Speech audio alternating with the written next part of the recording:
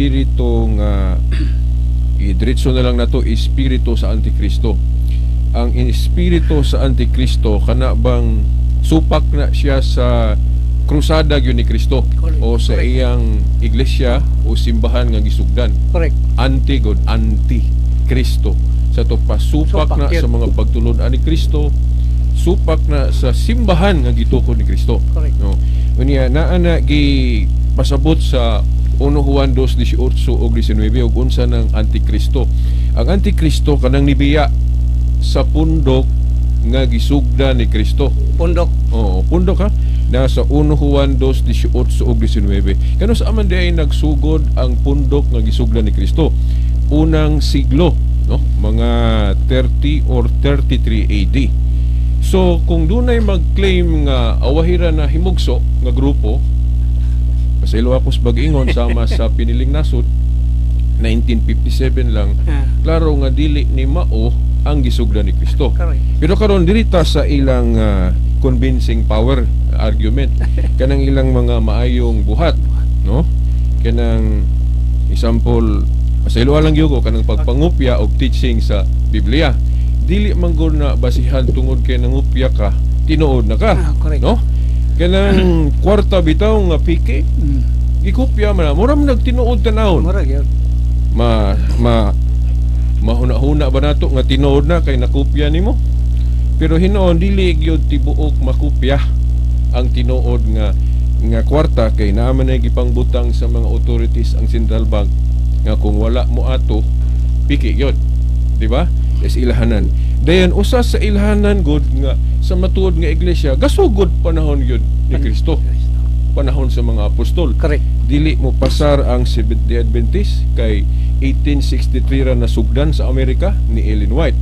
Bisag nangupya sa teaching sa Sabat o kosher law sa Biblia. Nganong dili kapasar kay usa ka timaan nga nagsugod panahon ni Kristo, dili na nila maklaim. Kay 1863 gud Amerika. Samtang ang kang Kristo nagsugod yun sa Jerusalem panahon sa mga apostol. Then karon kadtong gihisgutan kaganina ni Brad Eddie no sa piniling nasod nga dili kuno makopya ang batasan ni Kristo. Now, wa ko'y nabasa diri sa Biblia nga kung mangita tag litra por litra nga dili makopya.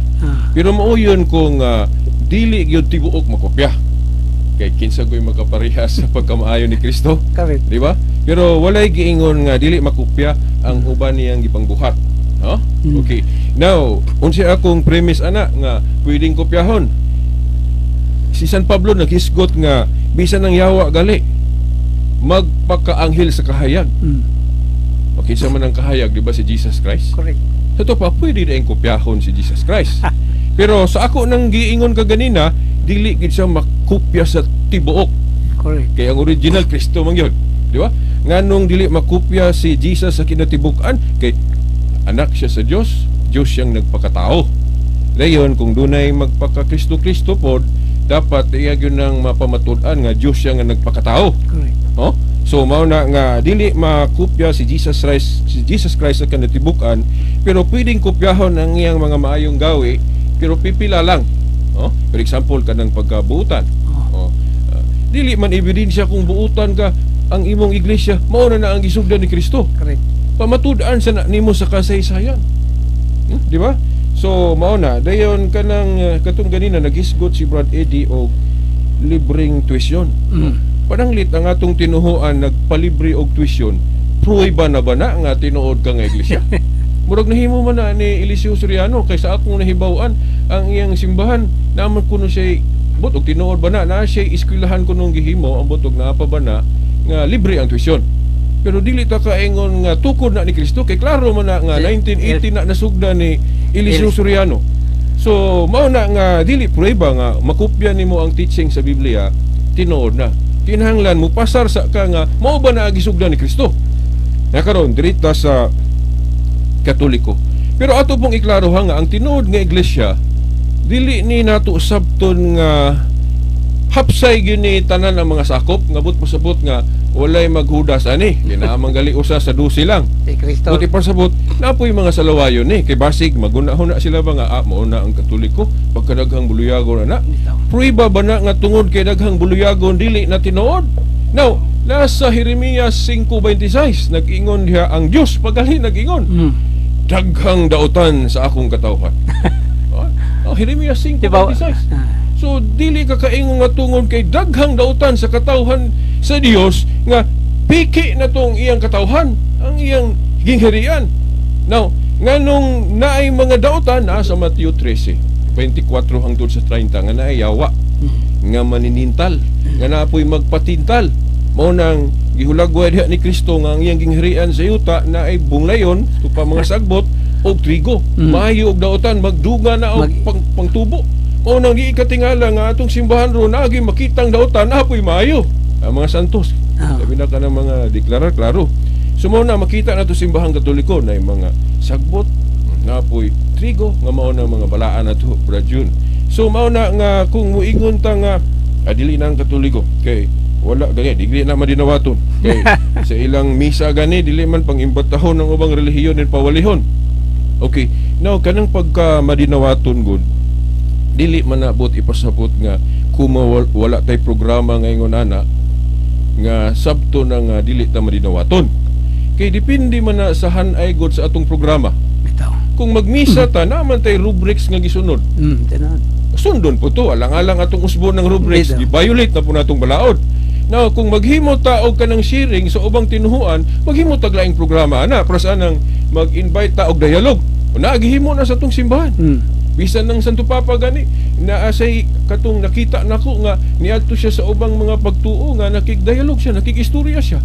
Kana nga mga higayon mapakita nato ang dialogue nga magka-istoryahanay kita. Dili na ingon sabton nga sa misa kun ang hanay ang programa naman ko, nakahanay naman ko na alang-alang imong usbon tong programa sa misa. Nga ang programa sa misa duha ra man na nabahin man na sa duha, Liturgy of the Word of Liturgy of the Holy Eucharist. Ang Liturgy of the Word basahon ng Gospel, dayon maghumili ang pare. Dayon ikaduha kana na dayong Liturgy of the Holy Eucharist. Mao man ang instruction ni Jesus God. Kaya nagingon siya nga buhatan ninyo kini alang sa paghandom kanako. Kanang banaang panihapon gani nga gitawag na tug misa karon. Liturgy of the Holy Eucharist nga ipakaon ni Kristo ang iyang lawas ug ipainom ang iyang dugo. Kay sa Juan 6 nag-ingon siya nga akong lawas matuod nga kalanon, akong dugo matuod nga ilimnon. Nya kung ato nang idiretso mao man ang Eucharist. Okay, so mao na nga diha sa atong misa dili na to usbon kay og muingon ang piniling nasod dili mo tinuod kay dili man nimo miimbitahon diha nga pawalihon. Now, kung gusto mo dialogue nga mag-istoryahanay ta, maghimo tag laing programa. Ayaw lang may tawag dili mi madinawaton. Okay. Now, so mao na depende na siya sa hanay sa programa. Okay. Dayon napay gihisgutan diri. Kanang madinawaton. Okay. Pinili, kining pinili kumo kay gagamit sa pulong pinili tinuod na dayon. Dili kay Iglesia ni Cristo bitaw, mabasa man po ng ilangalan, Iglesia ni Cristo. Kang pili Eliseo Soriano, Iglesia sa Dios. Puros man na mabasa sa Biblia, murag nawala ang akong kamera diri. Okay, ni pilit. Okay, sige lang, napaminaw ra bitaw sa atong mga igsoon. Okay, mailhan man ako kay wa magsiga ang suga diri sa camera. Mo pilit ning atong matingalaw niya atong mga listener ba. So ako ning tiwaso no. Okay. Si Brad ganina pod lontayaw iya yung hingusga na nga tungod kay ang ilang ngalan sa ilang pundok ra Christ. Moyon ni kag tinuod na kay nituo po sila ni Kristo. Now, pagkadaghang nagtuo ni Kristo pero dili si Kristo may gasugod sa pundok. Di ba? Oh, dili lagi basihan kumukopyahon ng ngalan sa Biblia tinuod na. Pagkadaghang gahimo na bisan ako pwede ko mangupyag tekstos Biblia ingalan nako sa grupo di magsugod po ko grupo. Now karon ako na lang idritso nga ngano man nga Roman Catholic Church din ang matuod nga Iglesia ni Cristo, Iglesia sa Dios. Well, history will show us. Bisan ang pasugo magasin sa Iglesia ni Cristo, nag-ingon sila nga, we don't question the claim of the Catholic apologists that only the Catholic Church can trace its origin from the time of the apostles. Sa to pa, only the Catholic Church mo'y apostolic. Sila, dili sila ka-trace kay 1914 God. So, natugan sila tinoda na. Pero ang ila lang kanang rebuttal, nawala man gud ang pagkatinuod kay nagtudlo na magdigmao, nagtudlo na magpagtulunan si Hawa, no? Correct. 1 Timoteo 4:1-3 nga naay pagtulunan si Hawa, gadili is pagbinyo o ganang gadili is pagkaog karne. Nga ang gipasabot ana kung sa exegesis ana ang gipasabot ana ni Pablo mga gnostics ba na? Nga mga gnostics gatudlo nga sayop ang pagkaog karne. Mao nang gibawalan jud ang tanan, dili lang kay Birri Santo. Gibawalan jud ang tanan sa pagkaog karne, mao ni pagtulunan si Hawa. Din kana pong pagtulunan si Hawa nga dili pagbinyo, tanan po dili lang kay pare. Kay sa pagtulunan sa mga gnostics sa una nga gikumbati ni San Pablo, sayop pang ila kay ang kaminyoon ko no bisan sa atua sa Christianity sakramento, pero sa gnostics ino man nagsayop na. Sayop ko nun ng kaminyoon, mao nang gibawal tanan dili lang kay pare. Now karon kanang celibacy nga dili magminyo ang pare, dili na pagtulunan si Hawa. Pagtulun ana ni Kristo mahitungod sa disiplina. Na sa Mateo 19:12 nga adunay uban nga dili makaminyo tungod sa gingharian sa langit. Correct. Siya nga makahimo padawata. Isugundahan na ni San Pablo sa unang Corinto 7:38, maayo man ang pagminyo. Correct. Pero kung moalagad kas Ginoo, mas maayo ang dili pagminyo. Sumo na celibacy, dili na pagtulunan si Hawa. Then moingon sila nga, uy, niya kay katong pope ninyo una si Pedro minyo man. Niya nga nang inyong pope man minyo. Now tanaw na to ang history. Kay sa history kanang pag-require sa celibacy nga gihimo na siyang mandatory sa Latin Rite, panahon ni Apostol Pedro wala pa na gi-mandatory. Ang celibacy panahon sa mga apostol optional, sa to pa dunay minyo, doon na pwede. Gani nakita na ko sa history mga 20 kapin ka popes pulos minyo usa na si Pedro. Pero sa dihang gibalaod na kay ang simbahan pwede man maghimog balaod. Ecclesiastical law kanaling Mateo 18:18, ang inyong idili syuta, idili sa langit, ang inyong itugot. And kini galing Bible canon, kining New Testament, dili man mga apostol may gabuot sa ihap ani, mga obispo naman. Kay kung basahon nato na ang council sa Jerusalem, wala pa nagtuki ang mga apostol. Pila ang himong officially sa New Testament, isa kung mag-isgot og old kay dili ta parehas og ihap ana. No? Sa New Testament, uyon tatanan katoliko dili katoliko. Ang pangutana, kinsay gabuot ana nga kana rang 27 mo ilhon natong inspired. Council of Rome 382, konselyos mga obispo ga decide ga canonize ana. Kung walay authority ang mga obispo, nganong ni uyon tanan mga protestante, apil lang pinilingasod. Kay kana ilang mga Biblia 27 books na. Kinsa may gabuot ana mga obispo. Di ba? Sa to pa nagsunod lang sila. Nagsunod sila nato. Okay, ang mga apostol silang panahon wa na mahimo. Kana galing pagbutang og chapter og verse wa na mahimo sa mga apostol. Obispong Katoliko may nangulo ana, di wa lang koy kopya mo na ko ka site og kada bag reference. So murag okay, napay gamay. Now, daghan pa man ni. Pero natin lang. Ang Roman Catholic Church nganong natawag sa Catholic, si Obispo Ignacio niadtong ika-107, 110 AD, unang bahin sa ikaduhang siglo, disipulo na ni Apostol Juan. Iyang gitawag og Catholic ang tinuod nga Iglesia ni Cristo. Therefore, unsa may conclusion ana nga ang Iglesia ni Kristong tinuod ay Catholic pod. Kay kung hinganlan nimo naglaing ngalan, dili man mawala ang pagkasiya. Di ba? Ibalik-balik na nako ning example. Si Simon bitaw gitawag og Pedro, dili man maduha ka tawo usa ra man. Si Saul gitawag og Pablo, usa ra ka tawo, dili duha ka tawo. Okay, ako Silbert, tawag kog Bobby, tawag kog Veritas, dili ko tulo ka tawo, usa ra ko. So kay ang Iglesia ni Kristong tinuod gitawag man og Catholic, usa ra day na. Then nganong gitawag sa Apostolic Council of Nicaea 325 AD, nganong gitawag sa Roman Council of Trent 1546, then gi-assemble na niadtong First Vatican Council 1870. Unya wala bay authority ang council? Natay president na Council of Jerusalem. Ang council meeting na sa iglesia. Unya kanang meeting dili na mo muhunong sa Council of Jerusalem. Kaya ang iglesia magpadayon sa to pa, kung dunay mga problema, sige meeting. Sa to pa, sige pug desisyon. Una kung muuyon ta sa Council of Jerusalem, uyon po ta sa Council of Nicaea, Council of Rome, kay puros na Christian Council. Dunay usa ka council nga sila tanan nito dili katoliko. Katong Bible canon. Katong Council of Rome nga nagdeklarar ang mga obispo nga ang atong ilhon nga inspired word of God sa New Testament kinirang 27. Di ba? So ang ila lang pili-pilion lang nila. Pero mo na proof na to nga naagi authority ang mga obispo. Kay kung walay authority ang mga obispo, dili dapat dawato nila ng 27 books. Kay ang mga apostol dili mo ga-decide ana mga obispong Katoliko na nga successor sa mga apostol.